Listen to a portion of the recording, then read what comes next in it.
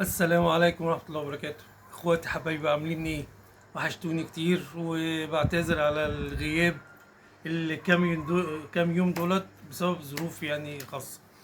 وقبل ما نبدأ كلامنا ما ننساش نصلي ونسلم ونبارك على سيدنا محمد أشرف المرسلين عشان حلقتنا تبقى جميلة.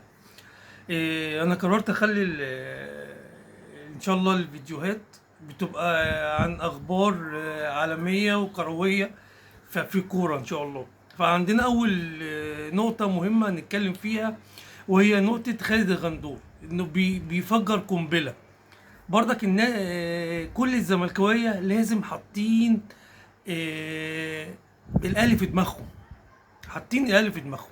طبعا الاهلي من 13 سنه ما كانش بيلعب بالاسماعيلي في الاسماعيليه دي لاسباب امنيه، مش الاهلي اللي محدد، هو الامن، قرارات امنيه هو اللي عامل كده، مش الاهلي اللي هو مش عايز.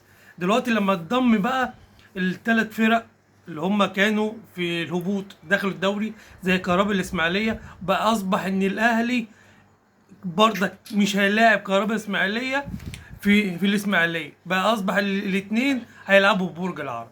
يعني برضك خالد غندور حاطط ان الاهلي هو اللي مش عايز يلعب هناك، مع ان دي قرارات امنيه مش بتاعت الاهلي. لازم نبقى عارفين النقطه ديت. فبرضك ما هو كده، ما فيش زمالك هيحب الاهلي خالص، في زملكاوي يحب الاهلي، لازم على الاهلي حاطين الاهلي في دماغهم. ماشي، دي كانت نقطة. النقطة التانية عشان برضك ما نطولش عليكم، بالنسبة لنجمنا العظيم الأسطورة الكابتن محمد صلاح. طبعا كابتن محمد صلاح بسبب ان هو راح معبد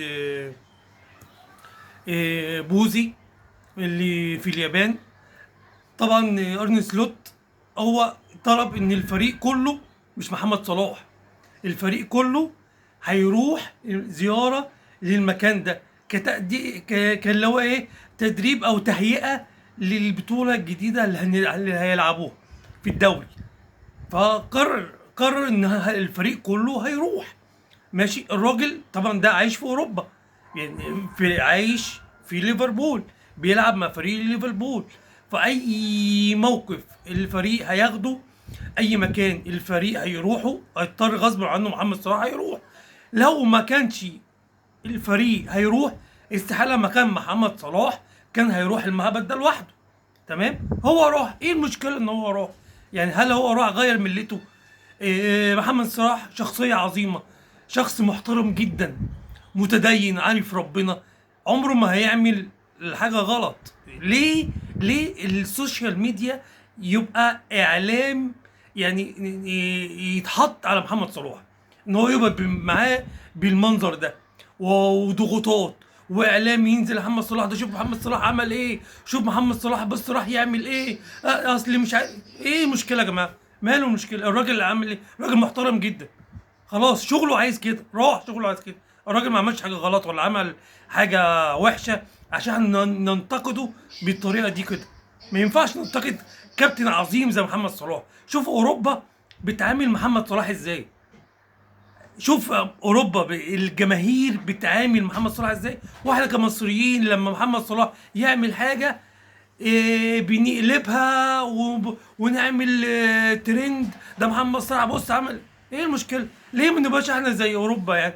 بالعكس، ده لاعب عربي ولاعب مسلم ولاعب مصري، لعبنا احنا، يعني احنا اللي المفروض احنا اللي اولى بيه نعظمه ونقف جنبه ونشجعه. ليه نبقى احنا نفضل حاطين عليه يعمل اي حاجه، حاطين عليه زي مثلا الفريق يبقى يكسب، تلاقي مثلا في ال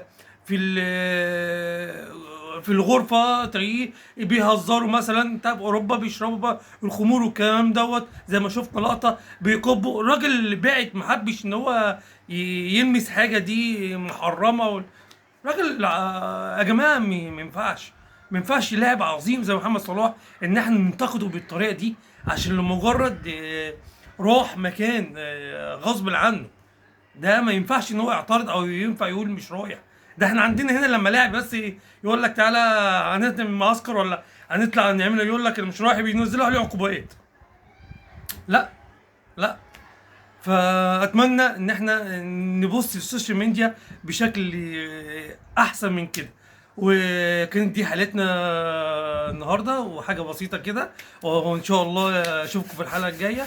وما تنسوش تدعموني باشتراك واللايك، ماشي، وتفعيل الجرس. ودمتم في امان الله، والسلام عليكم ورحمه الله وبركاته.